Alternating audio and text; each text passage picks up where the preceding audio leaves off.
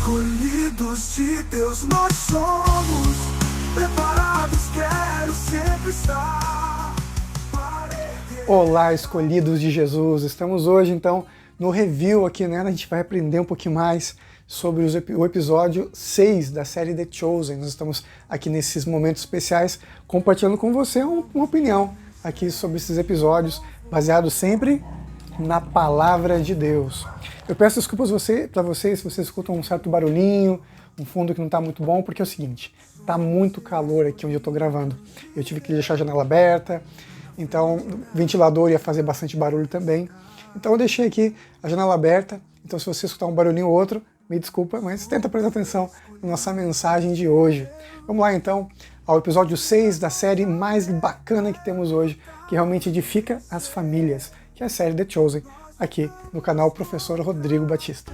Escolhidos de Deus nós somos, preparados quero sempre estar, para erguer a bandeira. No episódio 6 a gente começa vendo ali um dos maiores milagres de Jesus. Nos é apresentado, na verdade, um leproso, um homem que está ali tentando vender as suas ferramentas, né? Na verdade, eles tentam dar um contexto para um dos milagres de Jesus, que é o milagre ali em que Jesus cura um leproso no meio do caminho, um milagre que acontece ali numa passagem da Bíblia, da Palavra de Deus. Nós vemos então nesse momento o contexto de um leproso que infelizmente é abandonado, não é tocado pelas pessoas, porque a lepra é considerada uma maldição de Deus, mas esse homem ali está muito triste, muito cansado, e ele enfim fica ali vagando pela vida, buscando um motivo para viver. Ele não tem nem mais condições, recursos para sobreviver, mas essa pessoa ali fica apresentada pra gente porque Jesus vai fazer um grande milagre na vida dele. Continuando o episódio, nós vemos ali Mateus e Gaius que voltam a aparecer pra gente.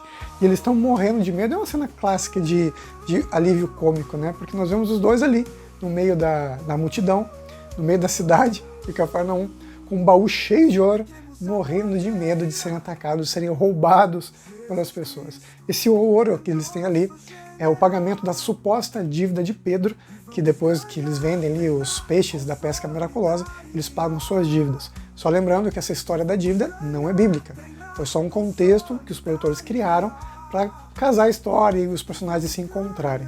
Mas seguindo então, eles vão até o seu pretor, que agora aparece pra gente, e não acredita no relato de Mateus. Mateus explica tudo que ele viu, né? Da pesca maravilhosa, que aquilo era impossível, e o pretor acha que aquilo era uma falsidade, uma mentira, um embuste que foi criado ali, e que Mateus havia caído numa grande cilada, numa grande armadilha.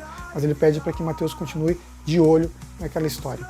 Continuando nosso episódio de hoje, nós vemos então o conflito, mais uma vez, entre Shmuel e Nicodemos. E eu queria deixar esse pedaço bem separado pra gente, porque é importante a forma como eles conversam. Shmuel ele diz que Deus ele não tem aparência de homens. Ele começa a usar uma articulação bíblica ali completamente fora de contexto. Ele acha que ele é o Senhor da razão, ele sabe tudo, ele é o dono da Bíblia, é o dono da verdade. E quando Nicodemos conversa com ele, Nicodemos fala para ele, olha, você acha que pode deixar Deus preso na sua caixinha que você construiu? E Shmuel e ele não conseguem entrar em acordo. Como eu disse para vocês, eles se separam. Cada um segue o seu próprio caminho, né? E infelizmente a gente descobre que Nicodemos e ele não se encontram, né? Quando se encontram, acaba criando-se conflito. E eles se separam. Shmuel agora está decidido a perseguir qualquer um que ele considera um herege, um blasfemo, o que traz muita tristeza ao coração do velho Nicodemos, que agora ficou muito preocupado com o que estava acontecendo. Ao seguir então a nossa história, finalmente chegamos ao milagre do homem que estava ali com lepra. Jesus se encontra com ele no meio do caminho, Jesus fala com ele, e está lá essa história em Marcos capítulo 1, versos 40 a 44. Esse homem ele pede para Jesus que se Jesus quisesse, Jesus o curasse. Jesus olha com muito amor, muita compaixão para ele, né? Os discípulos ficam assustados, mas Jesus então toca naquele homem e faz um milagre. Biblicamente falando, eu vou deixar claro para vocês, esse não foi o primeiro milagre de Jesus, tá bom? O primeiro milagre de Jesus foi quando ele transformou a água em vinho, que aconteceu lá no episódio passado. Esse episódio, esse milagre que acontece agora, essa sequência de milagres, na verdade quase todos os milagres que acontecem aqui na história de The Chosen, eles não estão necessariamente na ordem, né?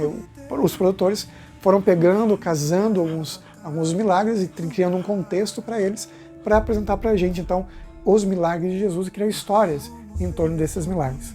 Jesus então faz esse milagre, cura aquele leproso e ele impressiona uma moça que estava ali no caminho, uma moça muito especial que vai sendo apresentada para a gente também como uma das personagens mais recorrentes durante toda a série.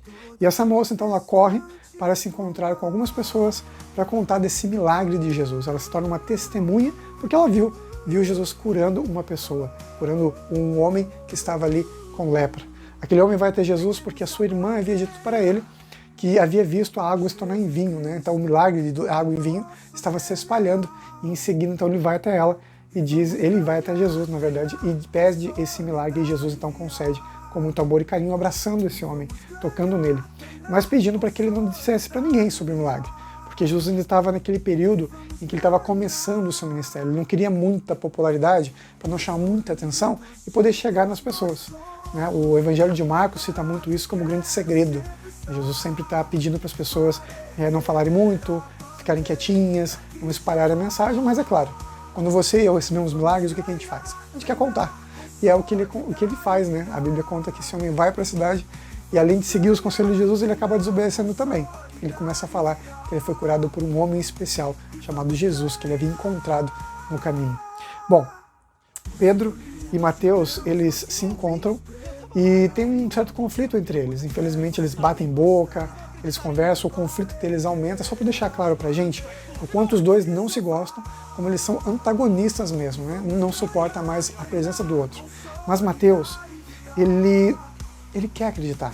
Ele tem uma sinceridade muito grande no coração dele, mas ele não consegue entender o que está acontecendo. Então Mateus ele vai conversando, vai indagando, vai perguntando, e as dúvidas vão crescendo e ele não sabe responder o porquê Jesus então faz esses milagres. Até que acontece o seguinte, Mateus vai falar com sua mãe. Ele busca conselhos com sua mãe e ela o recebe. Mas eles exploram na série, na verdade, todo esse contexto da dúvida, né, de Mateus. Será que é? Será que não é? Até que chegamos finalmente a um momento especial, ao momento da cura do homem que foi levado pelos seus amigos até Jesus. Lembra-se daquela moça que a gente viu no caminho? Bom, ela vai até seus amigos, conta dos milagres, conta do que ela viu.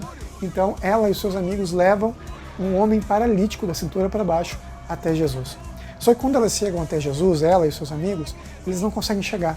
Porque Jesus chegando na cidade, começa a pregar e a multidão começa a se aglomerar e começa a encher. Jesus estava dentro de uma casa, né? Provavelmente a casa de Pedro, diferente do que acontece ali na história, que seria talvez a casa de Simão, de Tiago, de João, né? De Zebedeu, né? Que era o pai deles, mas provavelmente a casa era de Pedro. Mas isso a gente não tem como saber com certeza. Apenas Jesus estava numa casa, é o que a Bíblia apresenta pra gente.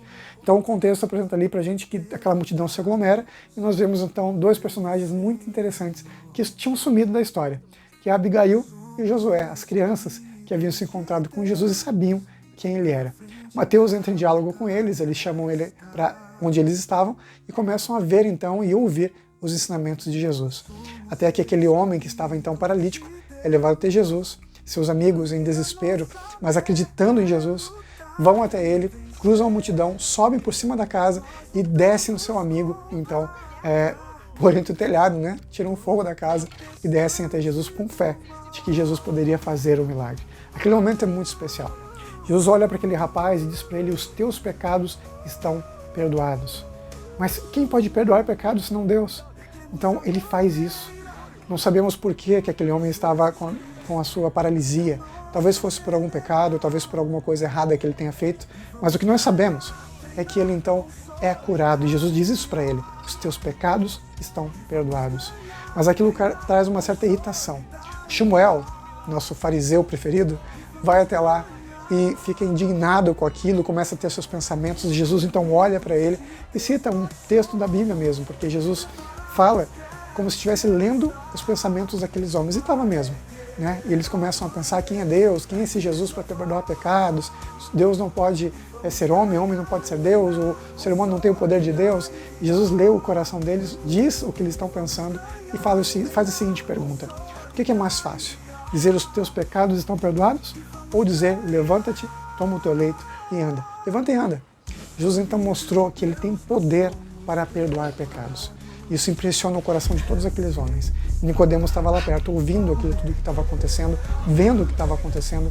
Jesus então toma aquele rapaz pela mão e diz para ele se levantar, e ele se levanta, começa a andar e salta de alegria pelo milagre que Jesus faz.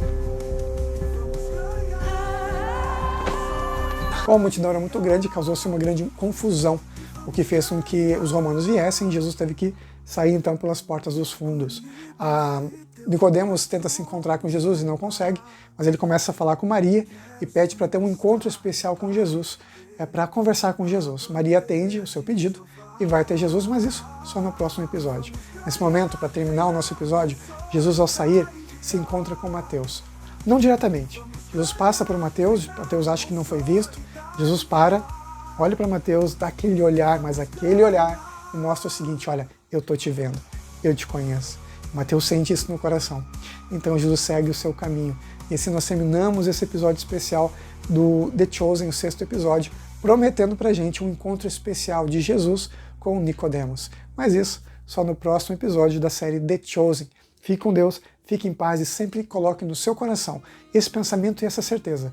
Você é visto por Jesus. Ele te conhece. Você é um escolhido de Deus. Até o nosso próximo episódio, até a nossa próxima aula sobre a história de The Chosen, sobre a história da Palavra de Deus. Tchau, tchau.